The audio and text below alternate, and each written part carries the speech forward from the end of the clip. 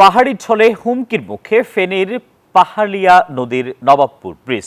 অভিযোগ আছে প্রশাসনের অনুমতিতে বাঁকা নদী সোজাকরণের কাজ শুরু করলেও একটি পক্ষের বাধায় বন্ধ রয়েছে কাজটি।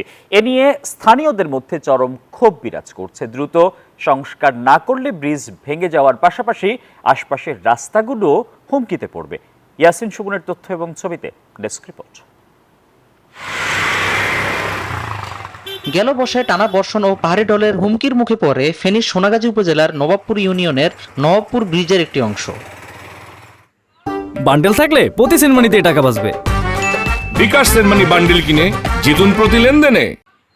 এটি ঠিক করতে ব্রিজের সংযোগস্থলে বাঁকা নদী সোজাকরণ কাজ হাতে নেয় প্রশাসন। তবে সেখানে অবৈধভাবে বালু উত্তোলনের অভিযোগ উঠে। এতে বাধা দেয়ায় বিক্ষুব্ধ হয়ে উঠেছে এলাকাবাসী। তাদের দাবি নদীর নাব্যতা ফিরিয়ে আনা ও গতিপথ সোজা করার জন্য এই বালু উত্তোলন চলছে। যদি অসম্পূর্ণ থেকে যায় তাহলে পুরো এলাকাবাসী এই যে 25-30 হাজার লোকের যে যাতায়াত এটা হচ্ছে যে বিঘ্নি ঘটবে। আমাদের দূর দূরান্ত হয়ে উল্টা রাস্তা দিয়ে ঘুরে ফেনী যেতে হবে।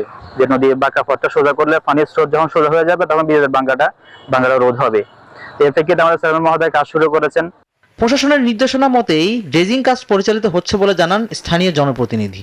জেলা প্রশাসক মহোদয়ের নির্দেশনা ক্রমে এবং উপজেলা প্রশাসনের সহযোগিতায় ড্রেজিং কার্যক্রম পরিচালনা করেছি। এর মধ্যে আসলে কিছু মানুষ যারা আসলে বালু দেখলে যাদের নেশা জাগে, এ জাতীয় কিছু মানুষ, নেশাগ্রস্ত মানুষ, অর্থলোভী মানুষ যারা এখানে বিভিন্নভাবে চেয়েছে যে বালুগুলো নিয়ে বিক্রি করার জন্য। তবে বালু উত্তোলন করে অন্যত্র বিক্রির অভিযোগের সত্যতা মেলেনি বলে জানান অতিরিক্ত জেলা প্রশাসক। কয়েকটি গ্রুপ বা বিষয়ে স্বার্থান্বেষী গোষ্ঠী থাকতে পারে, সেটি আমাদের কাছেও প্রাথমিকভাবে মনে হয়েছে যেখানে কনফ্লিক্ট অফ ইন্টারেস্ট থেকেই এই ধরনের বিষয়গুলো হতে পারে। ফেনীর নবাবপুর ব্রিজ ও রাস্তার ভাঙন রোধে দ্রুত ব্যবস্থা নেয়ার দাবি জানান এলাকাবাসী।